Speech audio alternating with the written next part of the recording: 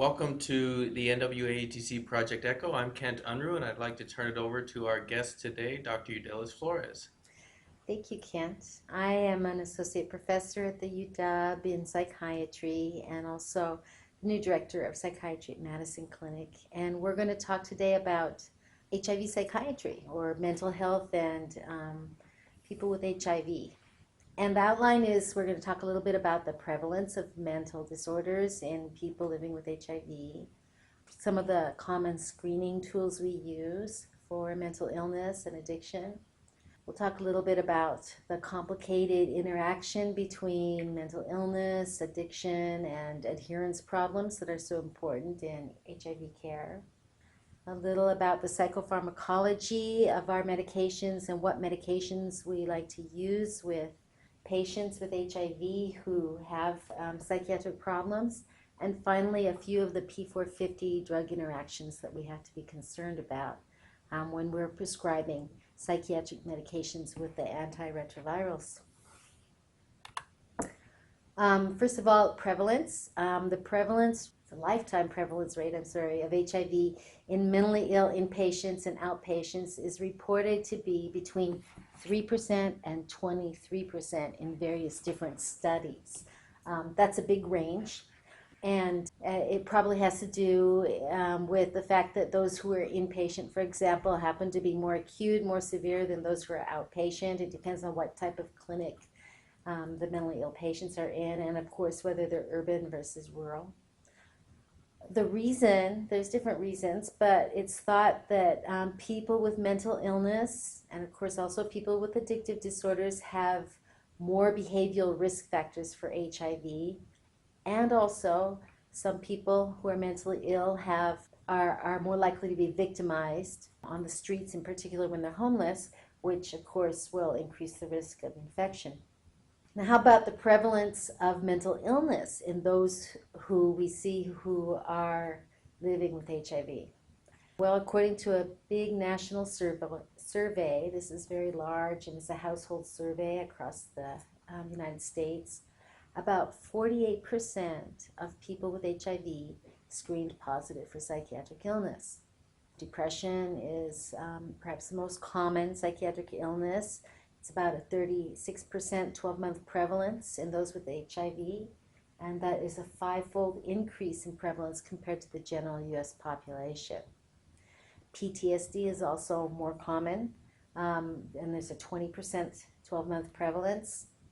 Generalized anxiety disorder is quite elevated. That's a 16% prevalence compared to the general population, which is about 8 times less than that. Substance use disorders actually are a little bit more common than even depressive disorders in that population, and about 40% of patients with HIV reported using an illicit drug other than marijuana over the previous year. Drug dependence, that's not abuse, but dependence, is about 12% prevalence in the HIV population, which is a 4 to 6-fold increase over the general population. Some of the screening tools for mental illness that we use in the primary care setting are the following, and of course the PHQ-9, the Patient Health Questionnaire, which screens for depression, 9 questions. Actually, it's 10 questions altogether. And we do that regularly here at the Madison Clinic with every visit. We also often use the GAD-7, which is the Generalist Anxiety Disorder Questionnaire, a 7-question questionnaire that's very brief and easy for patients to fill out. And there's a PTSD screen that I like to use for primary care patients, and it's a 4-question screen that is quite effective, quite good at identifying people with post-traumatic stress disorder. And this is from the VA population and also a civilian population that this has been tested in. And you can see the questions up here. There's 4 different questions, yes and no answers, and it's considered positive if there's 3 yes answers, and that's been studied and has good sensitivity. Finally, there's all sorts of addiction screens that we could do. You know, of course, there's the CAGE or the CAGE-AID, which is for both alcohol and drug use disorders. Then there's the audit, and the audit SS, which is a short screen audit that we use, and the drug assessment screen as well. But really, there's a single question screening test for drug use in primary care that we can use. And the question is, how many times in the past year have you used an illegal drug or used a prescription medication for non-medical reasons? And that question is shown to be 100% sensitive and about 73% specific for the detection of a drug use disorder. Adherence is a very important issue in HIV. Adherence is also a very important issue in the mental health world as well, and there's been lots and lots of studies on adherence in our patients. Adherence in the HIV population is lowered by many different reasons, but the three main causes tend to be depression and mental illness, cognitive impairment, specifically HIV-associated neurocognitive deficits and HIV-associated dementia, and finally substance use disorders, which includes, of course, alcohol use disorders. And there's been multiple studies now proving that treatment of mental illness or the substance use disorder can greatly improve adherence in our population. That's one of the reasons why it's so important to talk about these illnesses when we're dealing with HIV. Now I'm going to talk a little bit about pharmacology. And just to remind everyone, all antiretrovirals are metabolized through the CYP450 enzymes, and protease inhibitors and the non-nucleoside reverse transcriptase inhibitors are metabolized and also inhibit 3A4, 2D6, 2C9, and 2C19. 3A4 and 2D6 are the two P450 enzymes that are most used in metabolism of psychiatric medications and as well as anticonvulsants. So it is important to be aware of this. Ritonavir in particular is a very potent inhibitor of 3A4 and 2D6. And ritonavir also increases glucuronidation, which also affects some psychiatric medications. So when we have a patient with HIV who happens to have depression, we usually start with the SSRIs. Those are the first line medications that we use, primarily because they're safer and quite effective for major depression as well as other depressive disorders. Now, of the SSRIs, fluoxetine or Prozac and paroxetine, also known as Paxil, are potent inhibitors of 2D6, and therefore they could increase plasma levels of the protease inhibitors. In addition, they have competitive inhibition with ritonavir, who's a potent inhibitor as well. So ritonavir and, say, Prozac could actually increase each other's plasma levels. For that reason, we usually start with sertraline, citalopram, or escitalopram as the SSRIs of choice because they have little effect on protease inhibitor metabolism. Luvox or fluvoxamine is another SSRI that we use almost exclusively for OCD, and it also is a potent inhibitor of 1A2, so it potentially could increase plasma levels of PIs. We also use the serotonin and norepinephrine reuptake inhibitors, such as venlafaxine and duloxetine. They're relatively safe. They are metabolized through their substrates of 2D6, and ritonavir potentially could inhibit their metabolism and increase their doses, so wary of that. However, usually clinically, there hasn't been too many case reports of toxicity caused by these medications when they're used with ritonavir. Bupropion or Wellbutrin is metabolized through 2D6, which means that the NNRTIs such as Efavirenz and the PIs, they induce 2B6, so they could decrease plasma levels of bupropion. Finally, the PI combination of lopinavir and ritonavir induces both 2B6 and glucuronidation, both of which decrease the plasma level of bupropion. Tricyclic antidepressants, which we use more often now to help with sleep, but also depression, panic disorder, and chronic pain are metabolized quite extensively through the P450 enzymes, and they are substrates primarily of 3A4 and 2D6. So, a potent inhibitor such as ritonavir could potentially increase their plasma levels. Now, that could be quite significant since tricyclics can be quite toxic in overdose, and they can also prolong QT and cause cardiac arrhythmias. Trazodone is a substrate of both 3A4 and 2D6, and so ritonavir primarily could increase the plasma level of trazodone. Mirtazapine is also 3A4 and 2D6, and so theoretically its metabolism could be inhibited by ritonavir, but there haven't been any clinical reports of this, so we're not sure. How about mood stabilizers in HIV? People who have bipolar disorder and HIV, we use several different mood stabilizers for them: lithium, Depakote, Tegretol, lamotrigine, and also oxcarbazepine is used. And generally, we can use them all with HIV. However, carbamazepine, since it's a potent inhibitor of 3A4, we worry a little bit that it could decrease plasma levels of some PIs. In addition, ritonavir, that's also an inhibitor, could increase the carbamazepine levels. Efavirenz is an inducer, and therefore it could induce metabolism in itself as well as carbamazepine, so it could decrease the levels of both drugs. We try and stay away from carbamazepine, primarily, though, because of the potential for bone marrow suppression and decreased white cell counts, which can be quite serious. And of course, we wouldn't want that in our patients with HIV. Lithium is not metabolized through the P450 system. It is cleared renally, so we do have to exert a little bit caution with tenofovir and regularly check those creatinine levels. Depakote, or divalproic sodium, the second most common drug used for bipolar disorder, inhibits glucuronidation, so it could potentially increase the dobutamine levels. We also use lamotrigine a lot lately.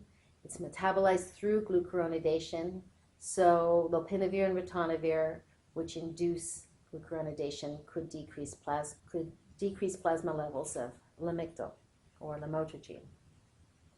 Antipsychotics and HIV.